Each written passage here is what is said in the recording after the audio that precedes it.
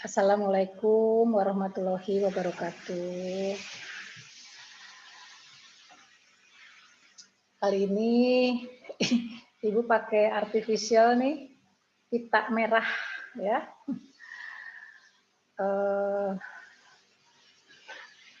Karena bandonya ketinggalan di rumah cucu, jadi Ibu pakai bando yang artificial.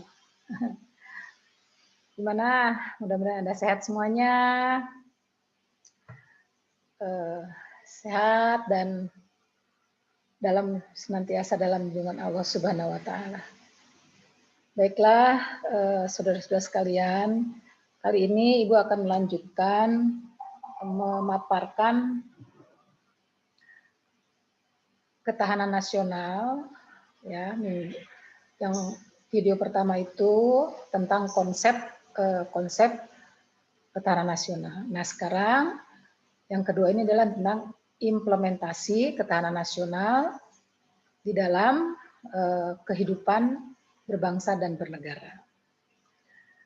Baik, ya, sekarang Ibu akan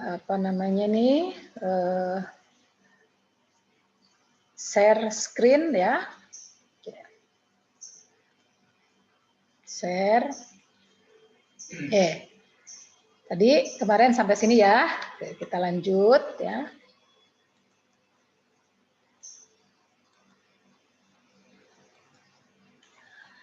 Pengaruh aspek geografi. Jadi artinya bagaimana ketahanan nasional itu pada aspek geografi. Jadi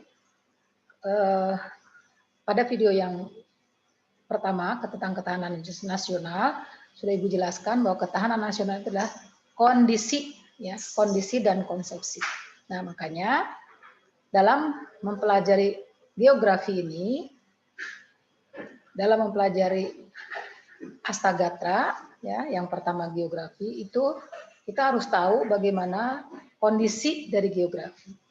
Kita lihat geografi Indonesia pertama dari segi letak geografi. Ke dalam itu terdapat corak, wujud, isi, dan tata wilayah geografi.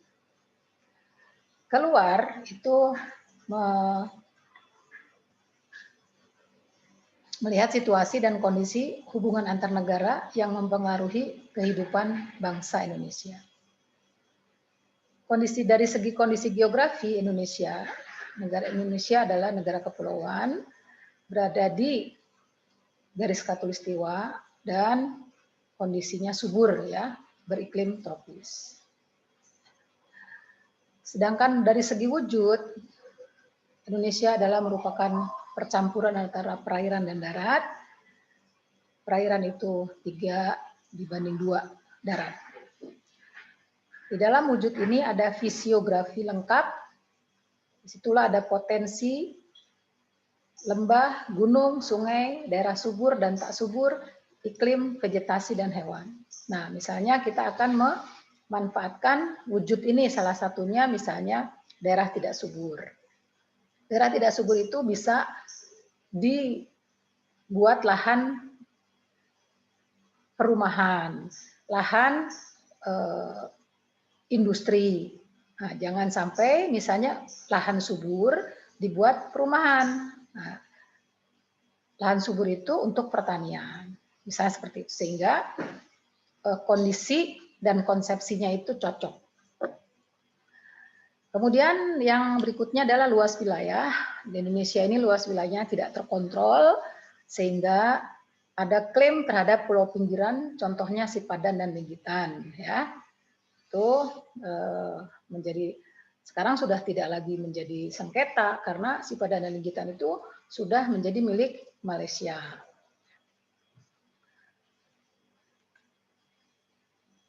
Nah,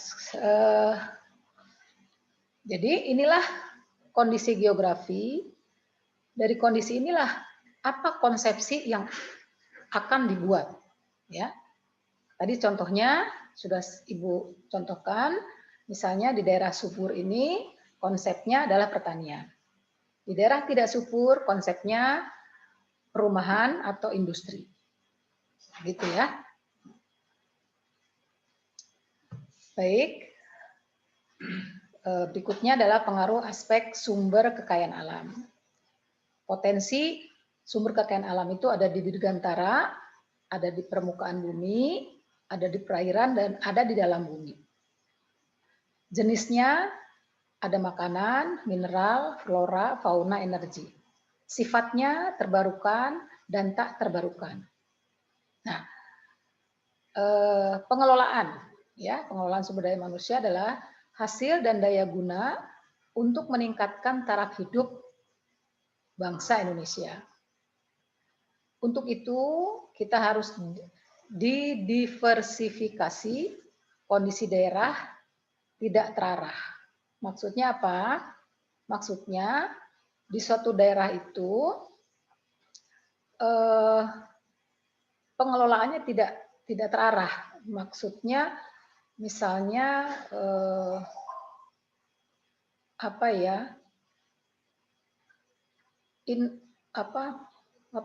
pemanfaatannya tidak mengenal lingkungan, tidak mengenal kelestarian, ya. Kemudian terjadilah konflik sosial, dan disitulah harus ada aspek pertahanan dan keamanan untuk mengamankan sumber daya alam. Berikutnya, bagaimana azas pemanfaatan sumber daya alam? Pertama, seimbang. Seimbang ini artinya sesuai dengan kebutuhan penduduk, adil secara sosial. Ya, maksudnya apa? Kalau kita butuh 5, kita manfaatkan 5, kita ambil 5, jangan ambil 10, gitu ya. Karena kebutuhan penduduknya 5, ya kita ambil 5. Nah, ini sesuai dengan lestari untuk menjaga sumber daya alam yang tak terbarukan. Nah, kalau kita butuh 5 ngambil 10, nanti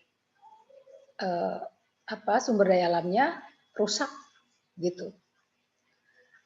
Yang 5-nya mau dikemanain gitu kan? Karena kita butuh 5.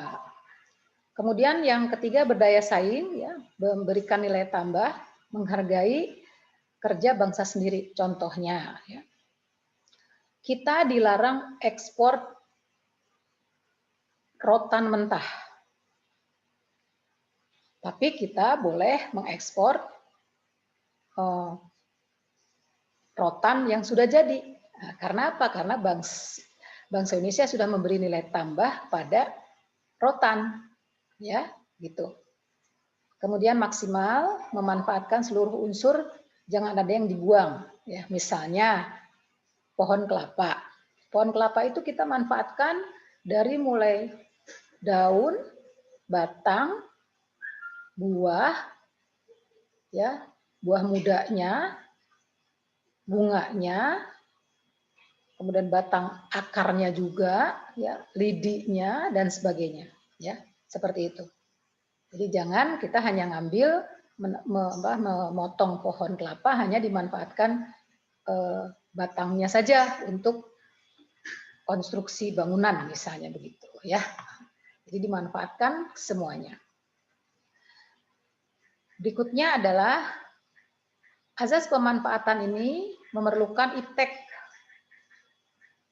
Salah satu contoh yang sederhana saja, dari bambu menjadi tusuk gigi itu perlu iptek. Ya kan? Bagaimana pisaunya kan berbeda dengan pisau dapur. Kemudian perlu sumber daya manusia, ya, yang ahli. Misalnya saja tadi dibikin tusuk gigi tadi. Kalau orang nggak ahli nggak bisa. Perlu modal, perlu kesadaran nasional dan daya beli masyarakat. Nah,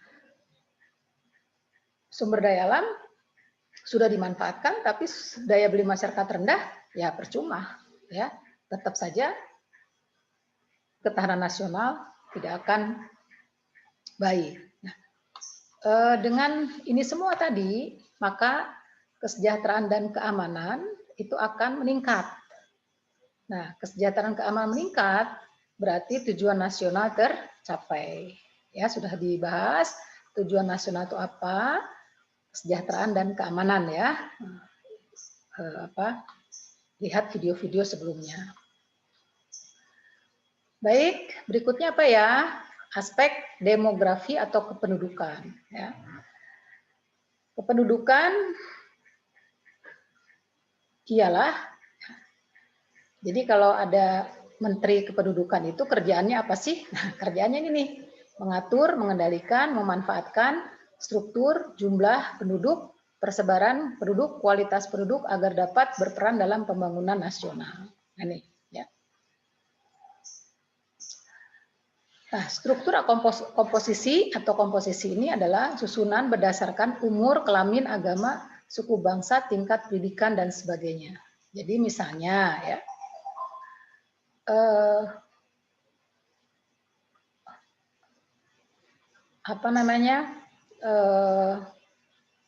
penduduk berkelamin perempuan misalnya, cocoknya bekerja di mana, nah, gitu ya, supaya pemberdayaannya maksimal. Ya memang banyak misalnya perempuan menjadi supir bis malam misalnya, ya. Tapi itu kayaknya kekecualian, ya kekecualian. Jadi harus sesuai dengan pekerjaan itu atau peran dari penduduk itu sesuai dengan struktur dan komposisinya. Ya. Nah ada nih suku bangsa nih misalnya ya. Kebanyakan pembantu rumah tangga itu kan suku Jawa.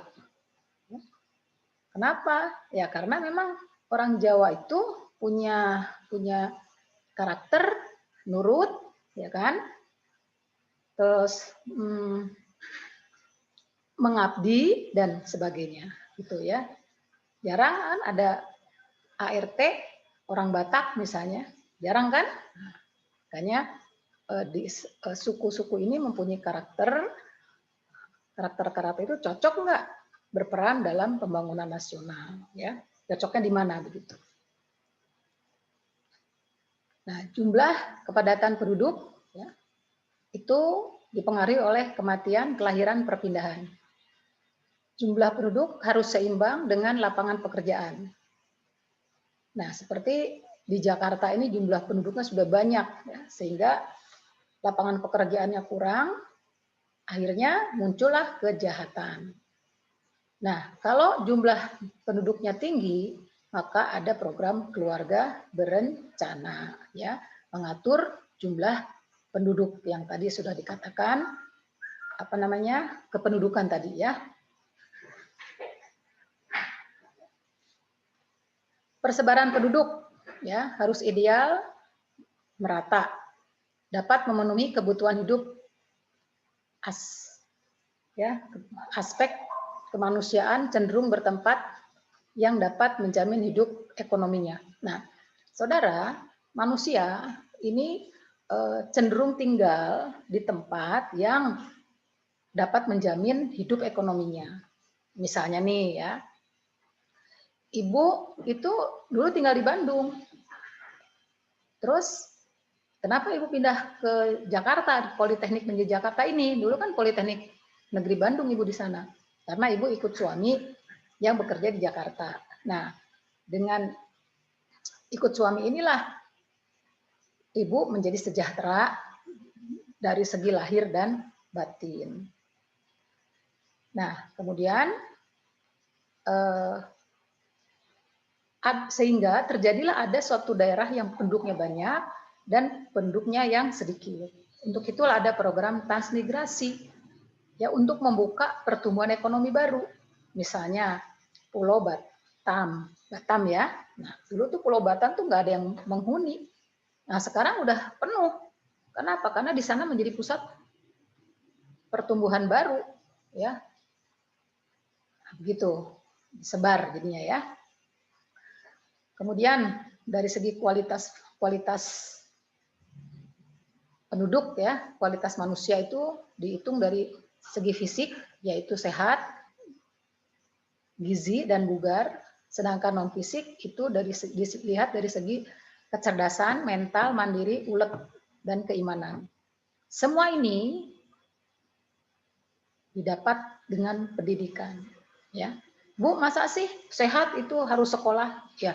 Pendidikan itu kan bukan sekolah. diberikan pengetahuan bahwa kalau kamu sehat itu harus olahraga, harus makan yang sehat. Nah, jadilah dia sehat, begitu ya. Pendidikan itu kan tidak harus sekolah. Nah, begitu ya. Itu tadi 3 unsur, trigatra, sifatnya alamiah, ya, statis, ya, tidak berubah, ya, tidak berubah. Baik. Silahkan kalau ada pertanyaan seperti yang sudah silakan Anda tulis, kemudian Anda sampaikan dalam bentuk tulis, disampaikan di WA, grup atau di e-learning. Ya, nanti akan Ibu jawab bersimuka secara virtual. Baik, saudara, lanjut ya. Pengaruh aspek ideologi Pancasila. Ideologi itu apa sih? Ideologi adalah sistem nilai, motivasi yang memberikan harapan hidup lebih baik sebagai dasar hidup sesuai dengan kepribadian. Kalau ideologi cita-cita, saya tanya nih kepada Anda ya, cita-cita Anda apa sih? Misalnya cita-cita Anda ingin jadi dokter misalnya. Loh, kenapa jadi dokter? Karena dokter akan memberi harapan hidup Anda lebih baik. Tapi kalau dokter itu tidak membuat Anda hidup lebih baik nantinya, ya buat apa jadi cita-cita? Begitu kira-kira ya. Ideologi nasional ini merupakan dasar hukum sebagai pegangan hidup berbangsa, bernegara. Sifatnya ideologis, realistis, dan fleksibel. Ideologi itu suatu cita-cita, realistis itu dapat diterapkan secara realistis, dan fleksibel berarti bisa mengikuti zaman. Ya. Pancasila, ketahanan ideologi ialah kondisi dinamik ideologi yang ulet dan tangguh, mampu mengembangkan kekuatan nasional dalam menghadapi ancaman, gangguan, hambatan, dan tantangan, dalam menjamin ideologi NKRI, kepribadian bangsa, merupakan kondisi mental bangsa yang konsisten dan berlanjut. Untuk pembinaan ketahanan ideologi, maka ada penghayatan dan pengamalan Pancasila, ideologi Pancasila sebagai ideologi terbuka, Bhinneka Tunggal Ika sebagai dasar pembangunan nasional, dan melalui pendidikan PMP, ya, Pancasila. Kemudian ini dengan pembinaan ini maka perilaku warga negara itu bisa subjektif dan bisa objektif. Objektif itu diterapkan dalam peraturan perundang-undangan, sedangkan dalam subjektif adalah perilaku dari warga negara.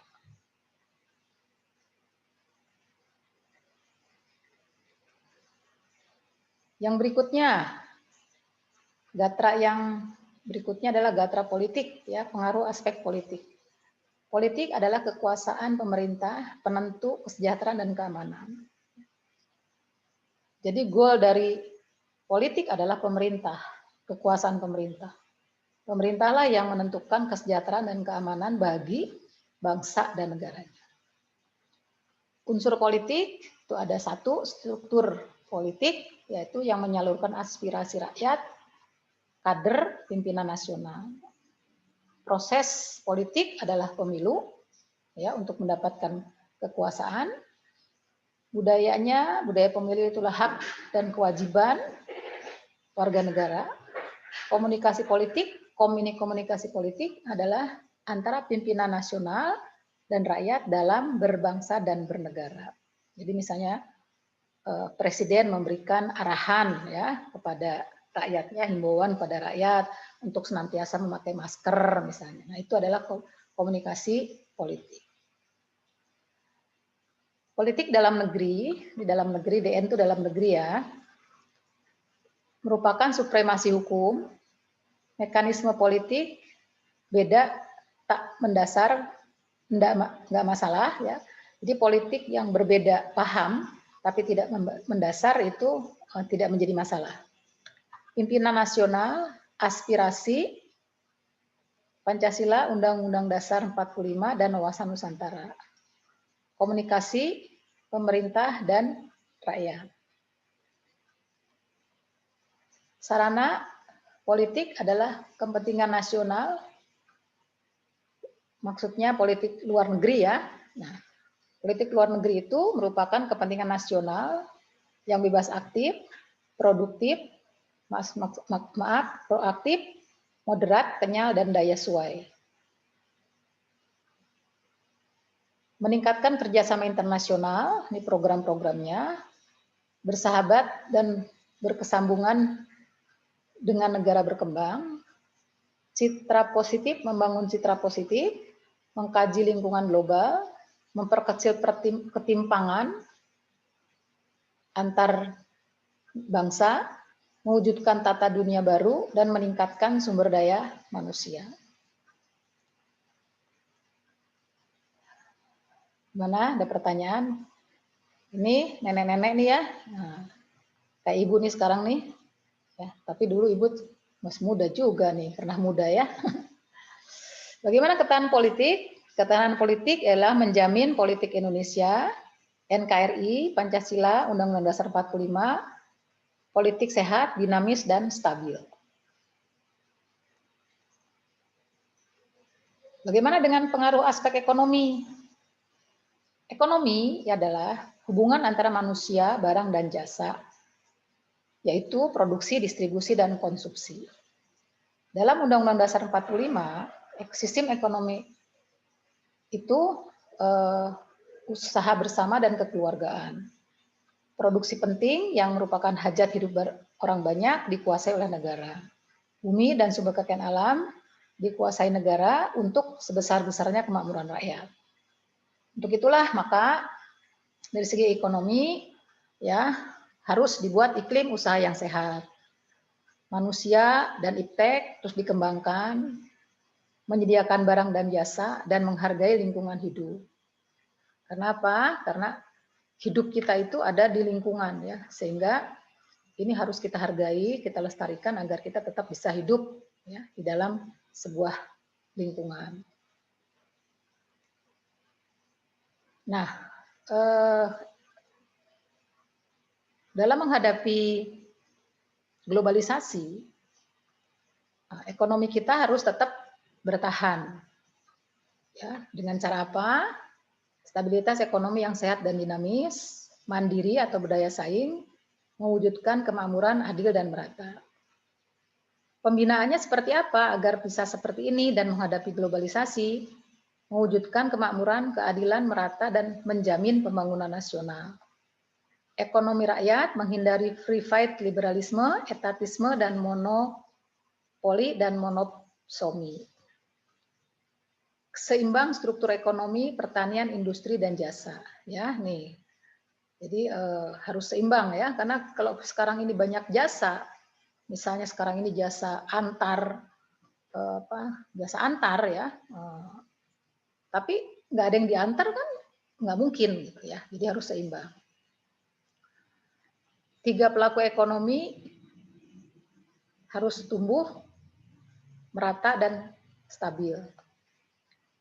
Seimbang dan serasi pembangunan wilayah dan pembangunan sektor. Menumbuhkan kemampuan daya saing sehat dan dinamis.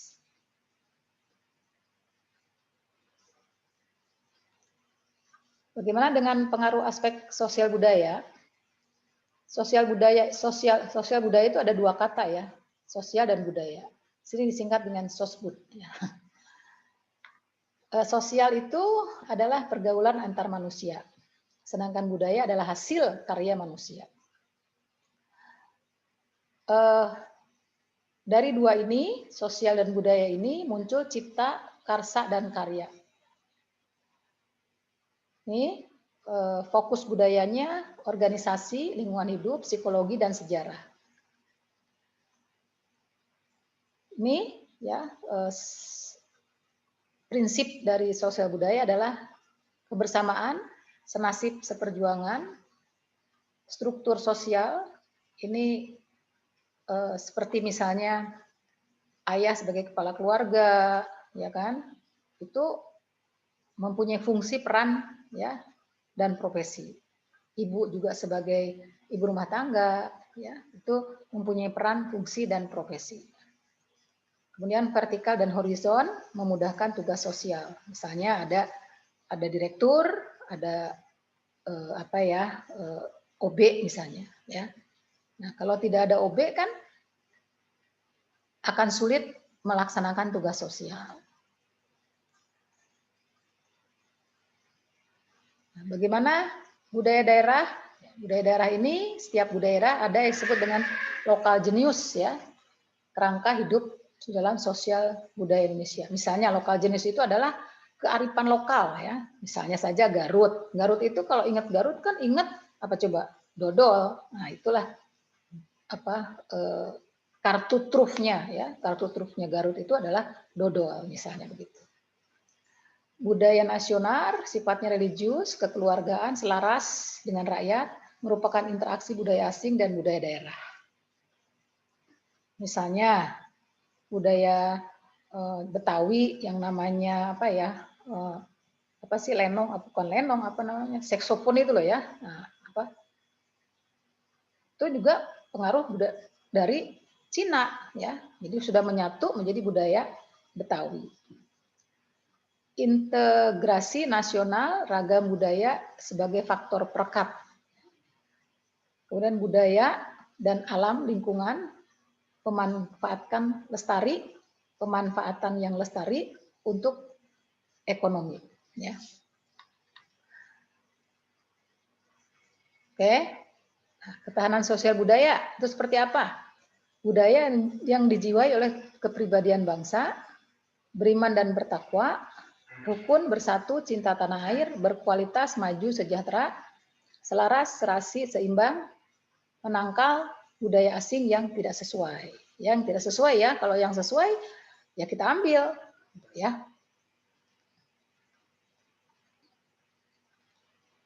Baik, pengaruh aspek Hankam, pertahanan keamanan. Itu ada dua, ya, pertahanan dan keamanan.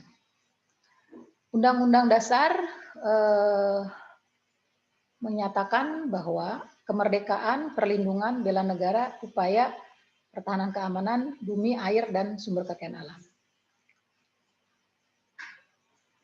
Pertahanan itu diatur dalam Undang-Undang Nomor 3 Tahun 2002 tentang pertahanan negara. Definisinya adalah, definisi pertahanan ialah usaha mempertahankan NKRI, melindungi dan menghormati serta menyelamatkan bangsa dalam operasi militer, ya. Komponen pertahanan yang utamanya adalah TNI dan cadangan siap dikerahkan, sedangkan komponen pendukung adalah sumber daya nasional dan sumber daya alam. Hakikat dari pertahanan adalah upaya pertahanan kesadaran hak dan kewajiban warga negara Indonesia. Dasarnya adalah demokrasi, HAM, kesejahteraan umum, lingkungan hidup, hukum, dan geografi. Tujuan pertahanan adalah melindungi NKRI dari segala macam ancaman.